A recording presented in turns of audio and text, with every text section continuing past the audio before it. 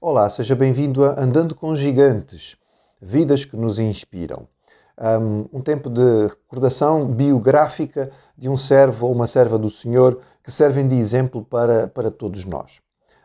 Cada vez que nós pegamos a Bíblia e nós podemos lê-la na nossa língua, e nós temos inúmeras traduções de várias formas, inclusive em linguagem mais fácil de nós entendermos, será que valorizamos o trabalho que deu para que a Bíblia possa estar na nossa língua? Ela não foi escrita em português, ela foi escrita em hebraico e em grego, e, no entretanto, nós podemos ler na nossa língua nativa. É algo tão importante, a língua mãe, a língua do nosso coração.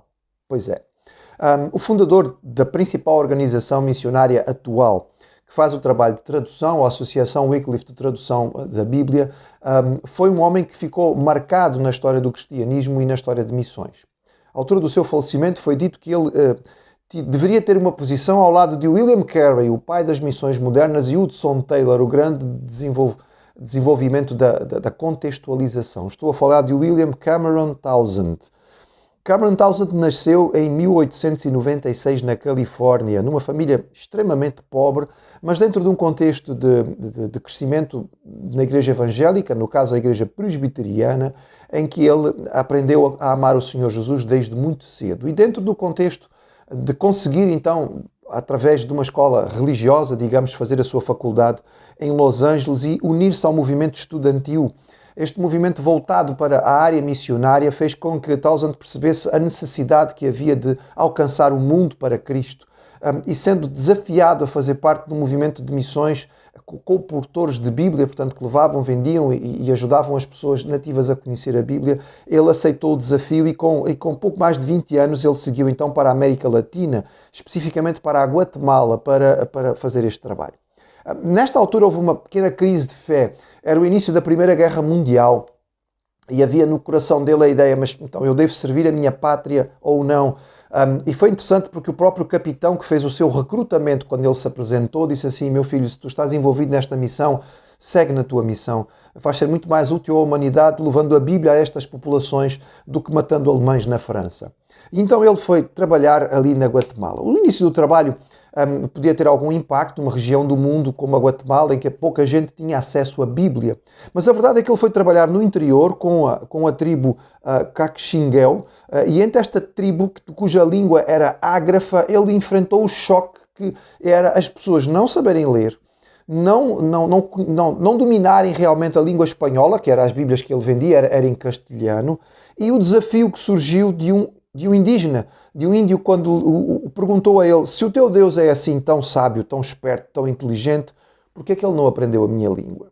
Isto foi um impacto tão grande na vida de Cameron Townsend que ele então percebeu a necessidade da tradução da Bíblia. E ele gastou os próximos 13 anos vivendo entre aquela tribo para compreender melhor a sua cultura e aprender a sua língua, dedicando-se de forma muito intensa à tradução da Bíblia. Inicialmente com grande dificuldade. Ele não tinha formação linguística, ele não tinha treinado para a tradução, não tinha capacidade, digamos, de domínio das línguas para poder fazer isto. E inicialmente tentando fazê-lo dentro de um modelo da língua espanhola, a língua latina, estava praticamente impossível. Houve um arqueólogo americano que ele conheceu nesta altura que o desafiou e disse: não tentes fazer isto no modelo latino, tens que provavelmente criar um modelo próprio para esta língua, que ela é diferente, ela funciona de outra forma. E isto abriu a mente de Townsend então para desenvolver um programa linguístico em que se pudesse adaptar a cada língua nativa, e no caso a esta língua que ele estava a trabalhar, um trabalho extraordinário que foi desenvolvido para que isto pudesse depois ser aplicado a qualquer outra língua de qualquer lugar do mundo. 10 anos de trabalho inicial para que o Novo Testamento pudesse surgir nesta língua. E então o grande desafio no seu coração de perceber esta vantagem. Atenção, não foi fácil. Muita gente criticava, veja bem, dentro do próprio meio evangélico, do modo cristão, muita gente criticava Townsend porque dizia assim: o trabalho que tem que ser feito é o trabalho evangelístico. Estás a gastar tempo de evangelização a fazer tradução. E não percebiam a importância que a tradução teria no alcançar as pessoas. Sendo que isto tornou-se algo tão forte, esta pressão tornou-se algo tão grande, que ele acabou por deixar, digamos, o trabalho e esta organização missionária, e ele e um companheiro acabaram por iniciar então um novo trabalho. Inicialmente algo muito simples, chamado Camp Wycliffe, no Arkansas, para desafiar pessoas para o trabalho missionário e especificamente também desafiá-las para aprender a fazer e a trabalhar na tradução da Bíblia. Houve muitos desafios que ele teve que enfrentar. Por exemplo, Townsend entendia que era importante estar próximo dos governos locais dos países onde eles iam atender, porque afinal a tradução destas línguas era algo que devia ser depois aproveitado pelos próprios governos daqueles países. O que levou a que muitos o acusassem de estar próximo, por exemplo, de governos socialistas e apoiar estas agendas. Não era o caso dele, mas a verdade é que ele estava muito próximo de governantes e entendia esta importância. Da mesma maneira, Cameron Townsend estava aberto à participação de pessoas de qualquer denominação. Ele, inclusive, abria a possibilidade de tradutores católicos romanos poderem se associar à missão, o que para muitos líderes de outras denominações era algo completamente inaceitável, porque achavam que isto não era possível. E ele entendia que era mais importante, neste momento, fazer a tradução e ter a Bíblia para que as pessoas pudessem recebê-la. Também, de outra maneira, ele estava aberto a pessoas que não tinham obrigatoriamente grande formação linguística. Porque, sabendo da sua própria experiência, ele não tinha tido formação, mas conseguiu desenvolver esta técnica. Ele dizia, nós daremos o treinamento que a pessoa precisa inicial, quando alguns líderes do grupo da organização missionária achavam que era obrigatório só aceitar missionários que já tivessem uma formação linguística. Além disso, e um dos grandes desafios dele, foi acreditar muito no trabalho de mulheres missionárias solteiras. Neste tempo era aceitável que missionárias solteiras fossem auxiliar um ministério onde já houvesse um casal envolvido.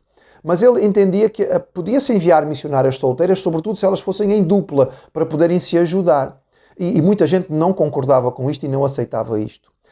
Digamos, o romper desta barreira aconteceu em grande medida com uma dupla de missionárias, Loretta Anderson e Doris Cox, que foram trabalhar entre a etnia Chapra, que eram caçadores de cabeças na floresta amazónica do Peru. Isto na década de 50, já do século XX. O chefe daquela tribo, o chefe Tariri, era famoso como um assassino, um homicida. No entretanto, estas mulheres conseguiram vencer o medo da violência destas tribos e ficarem ali. Acabaram por conquistar o coração da população e o próprio chefe Tariri veio a se converter. Mais tarde, ele confessou a Cameron Townsend: se você tivesse enviado um casal de missionários, eu provavelmente teria morto o homem, tinha ficado com a mulher. Mas como você mandou duas moças e a maneira como elas se introduziram na nossa sociedade e nos trataram com tanto carinho, nós acabamos por não ter coragem de lhes fazer mal. E foi assim que o cristianismo acabou por conquistar. Cameron Townsend trabalhou muitos anos ainda no México, trabalhou no Peru, trabalhou na Colômbia.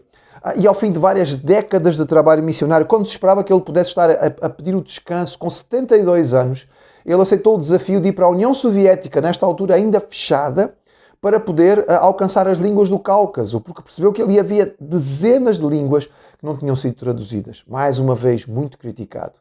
Porque tendo gasto muito tempo para aprender a língua russa inicialmente, para depois poder contactar com as populações do Cáucaso, as pessoas o acusaram de estar a fazer propaganda soviética, quando não era absolutamente isto que estava no seu coração, mas o perceber que todos estes povos precisavam de ser alcançados. Uma das máximas de Townsend era a seguinte: a Bíblia é o melhor missionário que existe. Ele nunca precisa tirar férias e nunca vai ser considerado estranho ou estrangeiro. Através do seu testemunho, através da sua vida, do seu trabalho e através da sua divulgação, Cameron Townsend foi o responsável pelo aparecimento e pelo crescimento desta grande organização missionária, a Associação Wycliffe para a Tradução da Bíblia, que hoje conta com milhares de tradutores. Neste momento existem mais de 1000 tradutores, 1000 projetos de tradução com várias pessoas envolvidos em todo o mundo para que as línguas possam ser alcançadas, porque é tão importante que as pessoas possam ouvir Deus falando na sua própria língua. Em 1982, Townsend partiu para a glória e nessa altura ele foi considerado e foi elogiado como alguém que devia ser realmente colocado entre os grandes da obra missionária mundial. Quando nós percebemos a capacidade de resistência de homens como este, a sua dedicação intensa, a quantidade de trabalho que conseguiram fazer e da maneira também como conseguiram alcançar no sentido de chamar e agregar outras pessoas no meio de tantas batalhas que foram sendo levantadas, infelizmente dentro da própria igreja, nós percebemos que estamos andando com gigantes. Estas vidas realmente nos inspiram.